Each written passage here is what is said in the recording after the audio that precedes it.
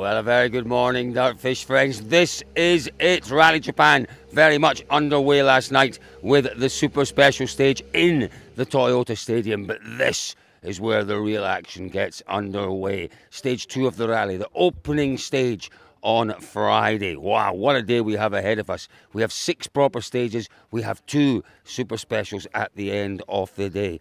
This is going to be entertaining indeed. They head up into the mountains. Remember this time last year, it was absolutely chucking it down with rain here last year, and there was trepidation in the air. The drivers were very, very apprehensive, and rightly so. Remember that carnage in the opening stage last year. It really was very tricky indeed.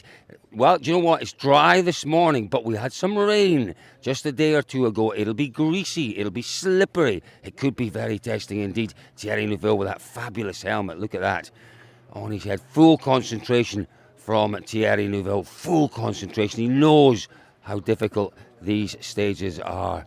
Let's see if we can grab a quick word with him. WRC Television's here as well. We'll probably all jump in together and grab a very quick word if we can with Thierry Neuville. There we go. Ott Tanak, he stopped just up the road as well, about 6 or 7 k's away. He's looking very calm, very focused, very relaxed, Ott Tanak. Let's just see if we can grab a very quick word. Thierry getting into the car. I think, yeah, do you know what? We always get a word with Thierry Neuville, but it's absolutely understandable. Time is of the essence this morning, and for sure, Neuville is focused and concentrated. Ott Tanak knows the job he's got to do out there. Let's take a look at the tyres. David Evans with us this morning. It's great to have you back on the road section, David. Thanks very much, Colin. Really good to have you. Do you know what? Hard compound tarmac tyres, prime option this weekend. There's got to be some softs. I haven't seen the tyre selection yet, but you'd have thought thered be some softs in the package somewhere. You would have thought so. The ambience down to around 5 or 6 degrees, Cole. It is quite chilly going higher up into the hills. Like you said, there's a bit of moisture around still, but you know, one thing that does dawn on you here, doesn't it? We don't want to say this too loud, but this championship could be over in the next hour. It could easily be. You're absolutely right. But you know, it's the moisture in the air. It's also, these are forests. Have a look, Elliot, at the trees around here. The stages run through these trees. There are sections of the stages that haven't seen sunlight. They really haven't seen sunlight. Elvin changing his tyres around. I tell you who does this. Every time. It is Esapeka Lappi. Lappi puts the rear tyres on the front to put a bit of heat into them coming up the hill, and then swaps them over. So, you know, obviously when you're tyre warming, and we followed Ott Tanak up here, lots of tyre warming for many, many kilometres. It's the front tyres, as you wiggle your way up, that the heat goes into. The rear tyres get very little heat. Exactly that, Cole. That's a remarkably good point that you just made there, but also it's worth remembering that a lot of the drivers yesterday were saying there is literally zero sunlight coming through. Yeah. It's dark under these trees for the whole time. With that rain, like you said, and apparently there was quite a lot more rain up here. And it's green. It's green and it's very, very slippery. So just changing those tyres around, I suspect it was the fronts that were on the rear. And it's all a little bit busy, There's Ott Tanak, Martin Järveoja. As David said, it could easily be all over in the first hour. These are tricky stages. They're testing stages out here this morning. Who knows what might happen? The carnage last year was extreme, but then the weather was extreme as well. So that was to be understood. There we go. Elvin just putting his full 69 kilos onto that bar. I think he's maybe a touch heavier than that. I don't know. Shall we take a guess? Take a guess. How many kilos? 69, I said, Elvin. How far off was I? Optimistic, yeah. Is that a fighting weight? Little fighting weight. So should we say 74? No. You're not going to give it away? Is it rude to ask a rally driver his weight? No, not really. No. Okay. I'd probably bend that bar though. You'd have broken the little hub things, Davey, I think.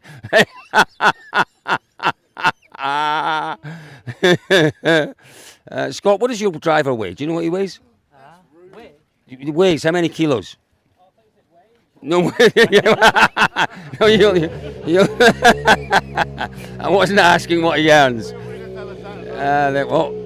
Now look, it is busy. David, I'm not quite sure why it's so busy, but it's a decent length road section. But you know, there's a lot of running around going on. There is. I think everybody's. You know, we've got the toilet car here. Everybody's keen to use that. There is. It's just you arrive, don't you? You think you've got a bit of time, and then suddenly you get here, and just doing the fronts for rears there, it all just takes time. And I think as well, the key thing for a lot of the crews is always to get to the stage start, because you don't know, okay, it's only a kilometre or so, but you don't know what's coming in that kilometre, so you've got to make sure you're there. I would like Elliot to come and have a look at this.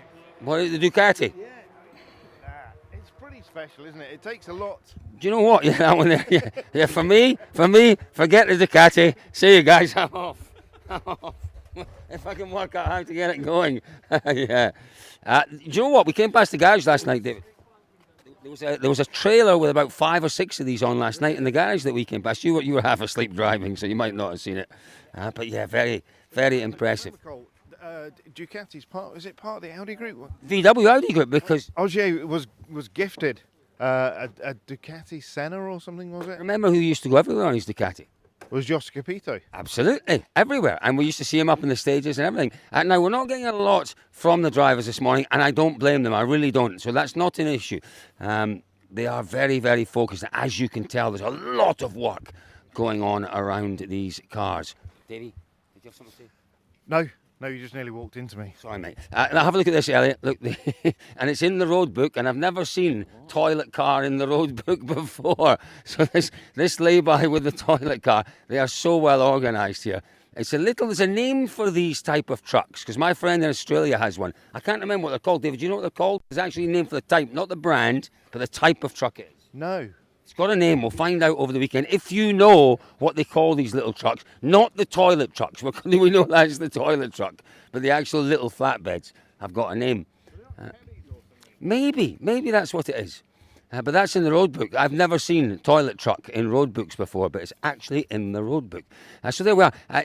Cars obviously strung out a little bit along this road, but let's just wait and see. There's another car on its way shortly. We'll wait and see who that is. Well, Sebastian Ogier has just passed us on the road section. Formo, quickest through the opening super special last night. He was very neat and tidy. We very much enjoyed watching Formo leading the rally for the very first time. Adrian Formo, if the rally just finished now, you'd be a very happy man.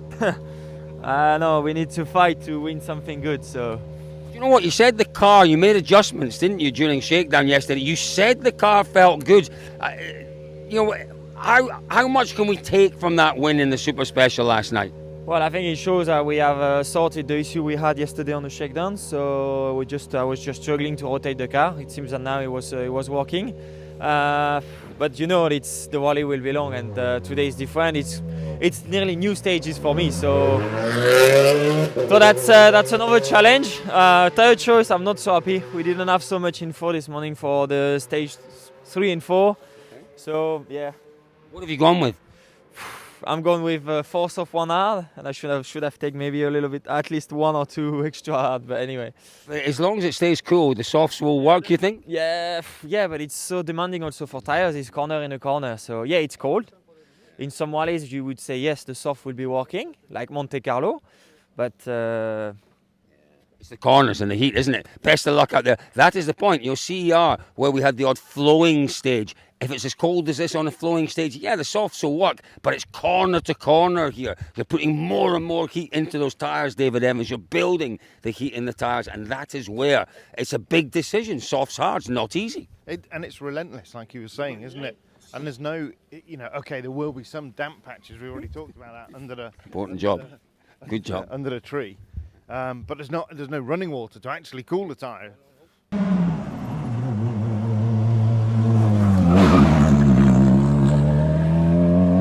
Well, this is the driver that really so many people have come out to see this weekend.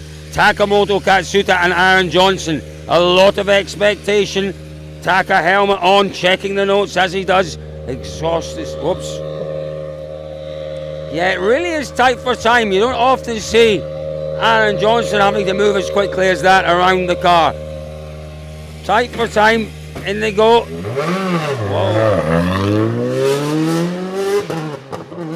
Whoa. Wow, that really was very tight indeed, wasn't it? So quick, It was literally handing him his headset, handing him the pace notebook. Taka had been reading the notes, and then they're off into the opening stage. Wow, It's all go. Big pressure on Takasan this weekend. He could do a really, really, really good job, though.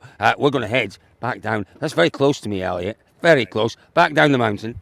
We've come back down the hill again. We're back down where we started, aren't we? Gregoire Munster and Andreas Mikkelsen. We're hearing there might be a little delay in this stage. Lulu just checking the tyre pressures there. Again, not a lot of time on this road section. It was very similar last year, but there was that added, well, anticipation of that terrible weather, and that was definitely creating an atmosphere. Definitely creating an atmosphere here, but up against it with times, up against it in terms of the workload that they have to do. Let's watch out for these guys here, our photographer friends. Oh, Andreas Mikkelsen warming up.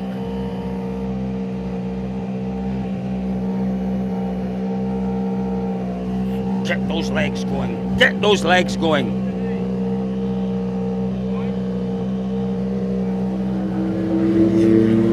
Oh, Sammy Page. Sammy Pyrie. Big day for him. Oh, look at this. Look at this. Look at this little just. I can't get it over. Look. Oh, I'd break my leg doing it, I really would.